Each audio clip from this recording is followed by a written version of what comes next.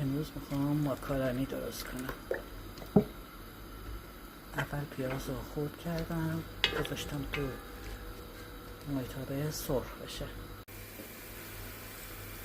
پیازم سرخ شد، یه خورده نمک میریزم داخلش.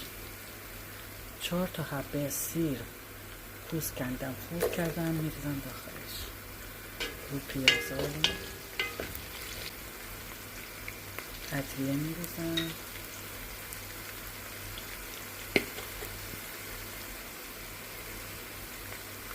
زردچوبه میریزم، ادویهش فلفل، دارچین،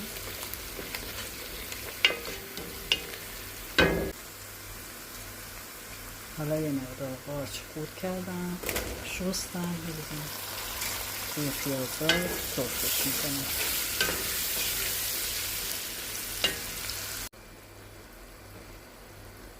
یه قاشق خورد به گوجم بهش اضافه میکنم، داخل روغنش کاملا سرخ میکنم. یه مقدار جعفری خورد شدن بهش اضافه میکنم.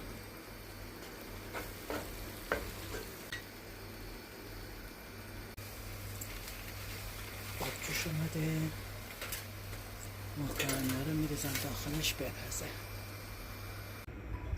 حالا موادی که درست کردم میریزم داخل ماکارونی که پختم و خوب مخلوطش میکنم. ماکارونی کاملا با مواد مخلوط کردم، میریزم داخل قابلمه‌ای که نون گذاشتم داخلش. ماکارونی رو میریزم داخل قابلمه، میذارم دم بکشه.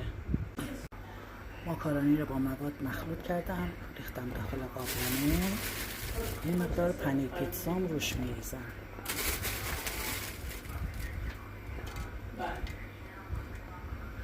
میذارم 45 دقیقه دم بکشه.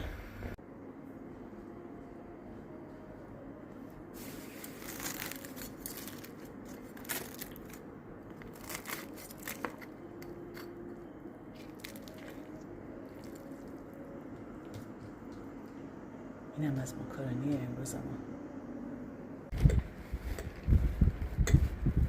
اینم ماکارونی خوشمزه من.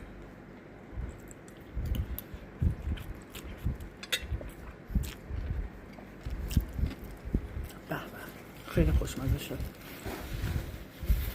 جای شما خالی.